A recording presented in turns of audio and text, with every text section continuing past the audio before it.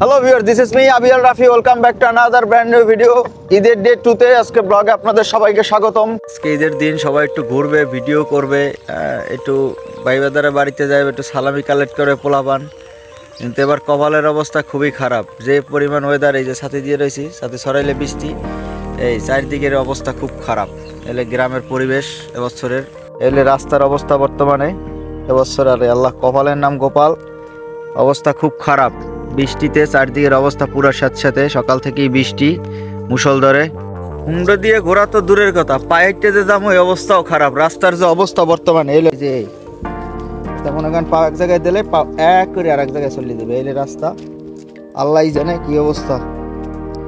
এবারে ঈদটা এতদিন একবারে গরম গরম ওয়েদার, এইরকম সেরকম বহুত রকম, কিন্তু হঠাৎ করে যে ওয়েদারের অবস্থা এত খারাপ হইবে তো বুঝতে পারি নাই। না, আল্লাহ ভরসা। গাইস, আমি যাচ্ছি দাদু বাড়ি। তবে ঈদের দিন মানে ডে 1-এ খুব সুন্দর একটা ভিডিও করার ইচ্ছা ছিল, কিন্তু প্রচুর বৃষ্টি থাকায় ভিডিও করতে পারি নাই। তো আজকে ভিডিওটা এই কারণে এখান থেকেই শুরু করলাম, জানিটা দেখি কি করতে পারি আর কতদূর আগাতে পারি। তো সাথেই থাকুন। আমার সাথে আছে রাইডার ফয়সাল, ছোট ভাই ফয়সাল আছে সাথে। তো ফয়সালে নিয়ে দাদু বাড়ি যাইতেছি। বিকালবেলা রৌদ্র, অসাধারণ রৌদ্র, পুরো চিকমিক চিকমিক করতেছে, ভালোই লাগতেছে, খারাপ না। ঈদ সম্পর্কে তোমার কোনো মতামত আছে এবছরের? সারাদিন বৃষ্টি, যে যার ঘরে বসে খাইছে আর ঘুমাইছে, এই পর্যন্তই। ভাঙ্গা চূড়া দেখতে যায়, রাস্তা দমের ভাঙ্গা ধরে চালাইছে। আপনারা হয়তো অনেকেই জানেন, আবার অনেকেই জানেন না যে আমার গ্রামের বাড়ি মানে আমার দাদু বাড়ি হচ্ছে বরগুনা। আমার জেলা বরগুনা, কিন্তু আমার থানা হচ্ছে বেতাগী, এবং আমার যে ইউনিয়ন পরিষদ মানে আমাদের ইউনিয়ন হচ্ছে সরিষামুড়ি, এবং আমার গ্রামও সরিষামুড়ি। গ্রামই হচ্ছে আমার মেইন যে জন্মস্থান বা আমার গ্রামের বাড়ি যেটা, এটা হচ্ছে আমাদের এই বরগুনার বেতাগী থানার সরিষামুড়িতে। তো যাই হোক, আজকের ভিডিওটা অনেক অনেক বেশি স্পেশাল হতে যাচ্ছে, কারণ এবছরের ঈদের ভিডিওটা, ঈদ স্পেশাল যে ভিডিও, সেটা হচ্ছে আমি বরগুনা নিয়েই করতেছি। আজকের ভিডিওটা আরও ডাবল ইন্টারেস্টিং এবং ডাবল মজার হতে যাচ্ছে, কারণ সুদূর রাশিয়া থেকে আমার ভাতিজা আসতেছে, মানে আমার ছেলে।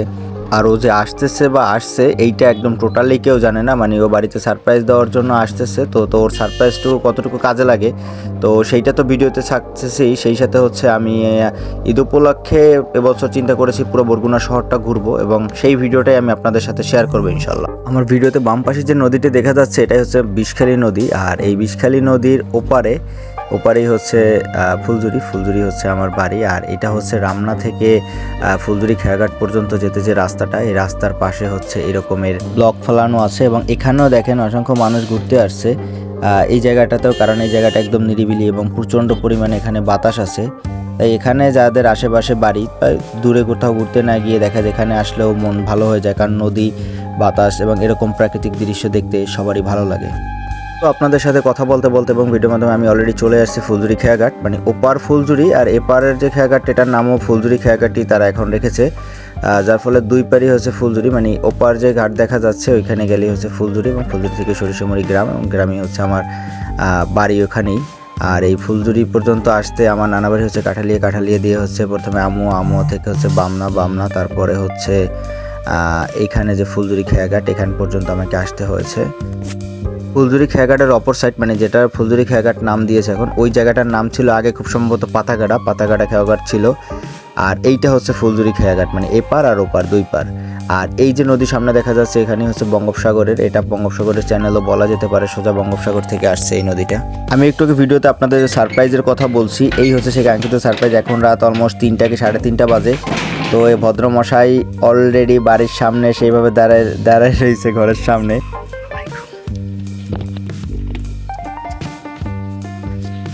প্রথমে ঘরে ঢোকার আগে আমি ওর আম্মুকে ফোন দিতে বলি, কারণ এত রাতে আসছে আর এরকম একটা লং বা জার্নির পরে আসছে, আর তারা ঘুমিয়ে আছে, যদি দেখে হঠাৎ করে হয়তো স্টক করতে পারে, এই কারণে বললাম আগে ফোন দে, তারপরে বা ঘরে ঢুক। হ্যালো, কি ঘুমায়?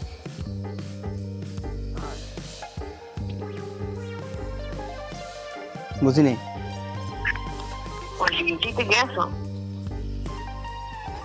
ও যাইনি, দুয়ারদার সামনে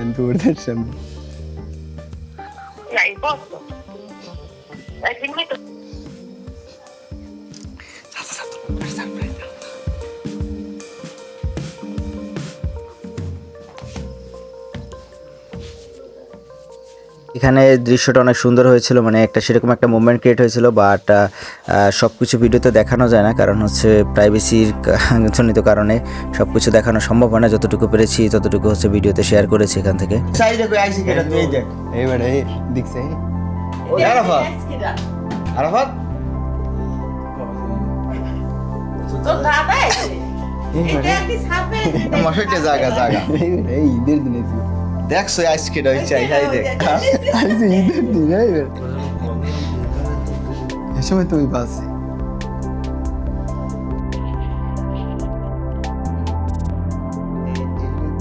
তো যাই হোক, এতক্ষণ তো অনেক ভিডিও দেখলেন, সারপ্রাইজ ভিডিও দেখলাম, তারপর কিভাবে হচ্ছে আমি আমার নানু বাড়ি থেকে দাদু বাড়ি পর্যন্ত আসছি সেই ভিডিওটাও ছিল। তো ফাইনালি এতক্ষণ যে ভিডিওটার শুরুতে আমি যে কথাটা বলছি যে বরগুনা শহর এবং বরগুনা এটা আমার শহর আমার জেলা, তো আমি এই বরগুনা নিয়ে এখন ভিডিও করব এবং বরগুনার আমি কতটুকু ঠিক ঘুরে দেখতে পাই আজকে সেইটুকুই আমি আপনাদেরকে দেখাবো। কারণ বরগুনা ছোট শহর না, বরগুনা অনেক বড় শহর, একদিনে বা একটা ভিডিওতে সম্পূর্ণ কভার করা সম্ভব না। তো যতটুকু সম্ভব হয় আমি ততটুকুই করতেছি।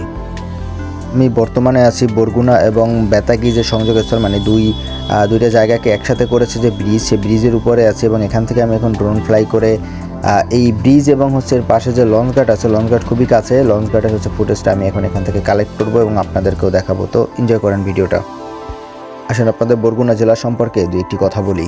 বাংলাদেশের দক্ষিণাঞ্চলে অবস্থিত বরিশাল, আর বরিশাল বিভাগের দক্ষিণে খাগদন নদী ও বিষখালী নদীর তীরে গড়ে ওঠা বরিশাল বিভাগের তৃতীয় বৃহত্তর শহর বরগুনা জেলা। এই সাথে এটি বাংলাদেশের একটি নিম্ন অঞ্চল নামেও পরিচিত, কারণ এই অঞ্চলটি মাত্র সমুদ্রপৃষ্ঠ থেকে গড় উচ্চতা 9 মিটার বা 29 ফুট পর্যন্ত। 2022 সালের আদমশুমারি ও গৃহগণনা অনুসারে বরগুনা শহরের জনসংখ্যা ছিল 1,30,235 জন, যার মধ্যে পুরুষ ছিল 99,697 জন এবং নারী ছিল 79,578 জন। বরগুনা জেলার মোট আয়তন 18,039.39 বর্গ কিলোমিটার। বাংলাদেশের দক্ষিণে যেমন রয়েছে বঙ্গোপসাগর, ঠিক তেমনি বরগুনা জেলার দক্ষিণেও বঙ্গোপসাগর। এক কথায় বাংলাদেশের শেষ প্রান্ত বা বঙ্গোপসাগরের শুরু এই বরগুনা জেলা থেকেই। আমার এই বরগুনা জেলাতে রয়েছে মোট 6টি উপজেলা, যা হলো পাথরঘাটা, বামনা, বেতাগী, তালতলী, আমতলী এবং বরগুনা সদর। যাই হোক, এতক্ষণ বরগুনা জেলা সম্পর্কে কিছুটা তথ্য আপনাদের সাথে শেয়ার করেছি, বাকি তথ্য আমি একটু পরেই দিচ্ছি। তো এখন আমি যাচ্ছি সেখানে হচ্ছে বরগুনা জেলা সদরের মধ্যে, আর এখানেই হচ্ছে আমার বড় ভাই আছে। এই যে ব্যবসা বাণিজ্য কেমন চলে এই ঈদ উপলক্ষে? পৌর নাথপট্টি লেক। বরগুনা জেলা শহরের মধ্যে দুটি পর্যটক স্থল রয়েছে, তার মধ্যে অন্যতম একটি হচ্ছে পৌর নাথপট্টি লেক।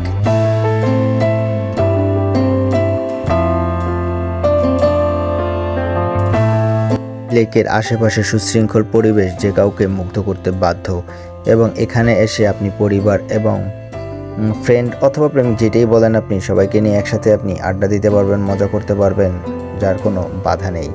এবং এখানে যে কোনো বয়সের মানুষ এসে যে কোনো সময় আড্ডা দিতে পারে, কারণ এক কথায় বরগুনা জেলা শহরের মধ্যে অন্যতম সুন্দর একটি জায়গা এটি।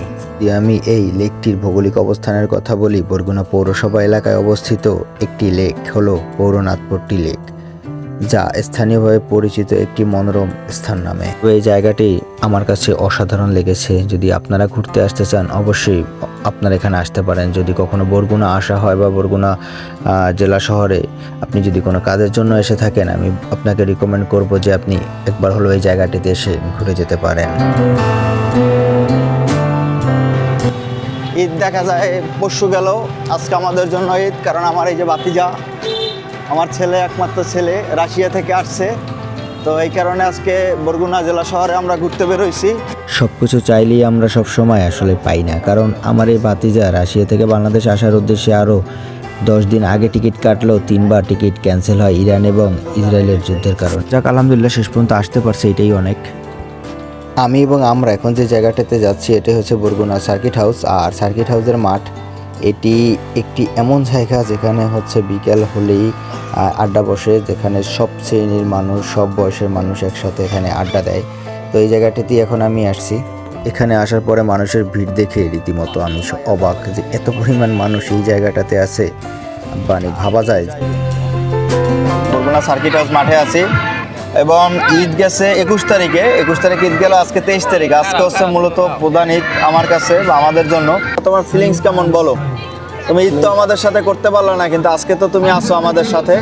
তো আজকে আমরা নতুনভাবে ঈদ উদযাপন করতেছি, তো তোমার কেমন লাগতেছে সেটা বলো। অনেক কষ্ট। অনেক কষ্ট লাগে কে তোমার? এই কেন কোনো উত্তর নাই।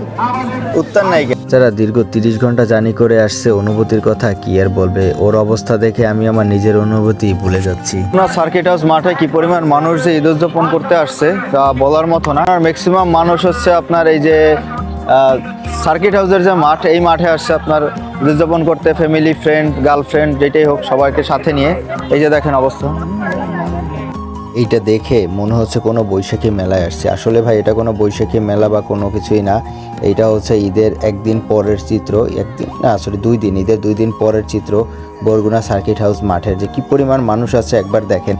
একটু আগে আমি আমার ভাতিজার কাছে ওর অনুভূতির কথা জিজ্ঞেস করেছিলাম, আসলে ওর অনুভূতির কথা কি বলবে। একটানা 30 ঘন্টার মতো জার্নি করে তারপর হচ্ছে দেশে আসছে এবং ওকে কোনো প্রকার রেস্ট না নিতে দেওয়ার পরে হচ্ছে আমি ওকে নিয়ে আসছি। ও বলছিল যে আজকে দিনটা রেস্ট নিই, কালকে বেরোয়। বললাম যে না সমস্যা নাই, চলো আগে ঘুরে আসি, তারপরে যা হয় হবে। তো এই কারণে ওর অনুভূতি আর ওইভাবে কোনো কিছু শেয়ার করতে পারে না। ভিডিওর মাঝখানে আমি বরগুনা জেলা সম্পর্কে কিছু তথ্য আপনাদের সাথে শেয়ার করলেও এখন আমি আরও বেশ কিছু তথ্য আপনাদের সাথে শেয়ার করব। আসলে এই জেলা সম্পর্কে আমি যতটুকুই বলবো অনেক কম বলা হবে, তারপরও আমি যতটুকু সম্ভব আপনাদের সাথে তথ্য শেয়ার করার চেষ্টা করেছি। গুনার মানুষ যেরকমের রসিক, ঠিক তেমনি তারা ভ্রমণ প্রিয় এবং এই ভ্রমণ প্রিয় মানুষের জন্য এখানে অসংখ্য পর্যটক স্থাপনা রয়েছে, যার মধ্যে রয়েছে পাথরঘাটার হরিণঘাটা ও লালদিয়া সমুদ্র সৈকত, তালতলির সোনাকাটা ইকো পার্ক, ফাতরার বন শুভ সন্ধ্যা সমুদ্র সৈকত এবং বিবিচিনি মসজিদ। এছাড়াও আরও অনেক ছোট বড় স্থাপনা এবং নিদর্শন রয়েছে এই বরগুনা জেলায়। এখানকার মানুষ প্রধানত কৃষি নির্ভর এবং মৎস্যজীবী, কারণ এখানে নদী এবং সমুদ্র দুইটাই কাছাকাছি হয়। এখানের মানুষ মৎস্যের উপর সব থেকে বেশি নির্ভরশীল এবং বাংলাদেশের মৎস্য খাতের একটি বৃহত্তম যোগান দেয় এই জেলার মানুষ। নিয়ে একবার চিন্তা করেন যে কোনো মেলা না বা ওইরকম কোনো অনুষ্ঠান না, তারপরও এইখানে কি পরিমাণ মানুষ আছে। মানে ঈদের ছুটিতে মানুষ বেড়াতে আসছে, তো যাদের দূরে কোথাও যাওয়া সম্ভব হয় না তারা মূলত হচ্ছে এই জায়গাটাতে ঘুরতে আসে, কারণ এই জায়গাটা অনেক নিরিবিলি এবং একসাথে আড্ডা দেওয়ার মতো উপযুক্ত একটি জায়গা। না ভালোই লাগতেছে, খারাপ না। ঈদের সময় এরকমের একটি জায়গায় একসাথে ঘুরতে আসার অনুভূতিটি সত্যিই অসাধারণ। আমাদের এই বরগুনা যে শুধু মৎস্যের জন্য বিখ্যাত ব্যাপারটা এরকম না। হ্যাঁ, তবে বিষখালী নদীর যে ইলিশ মাছের স্বাদ সেটা সারা বাংলাদেশব্যাপী জনপ্রিয়। এছাড়াও এই বরগুনাতে কিন্তু প্রচুর পরিমাণ তরমুজ, ডাল, ধান, গম, ভুট্টা সহ আরও অনেক রকমের কৃষিপণ্য উৎপাদন হয়ে থাকে। তবে এই এলাকাতে সবথেকে বেশি ডাল এবং তরমুজ হয়। তবে এই জেলার মানুষ একটু আতঙ্কেও বেশি থাকে, কারণ বন্যাপ্লাবিত এলাকা, যেহেতু সমুদ্র কাছে, তাই কোনো বন্যা বা কোনো দুর্যোগ হলে সবথেকে বেশি আঘাত হানে এই জেলাটিতে। ঈদের স্পেশাল ভিডিও আজকেরটা এই পর্যন্তই ছিল। ইনশাল্লাহ দেখা হচ্ছে নেক্সট কোনো ভিডিওতে। ততক্ষণ ভালো থাকবেন, সুস্থ থাকবেন। আল্লাহ হাফেজ।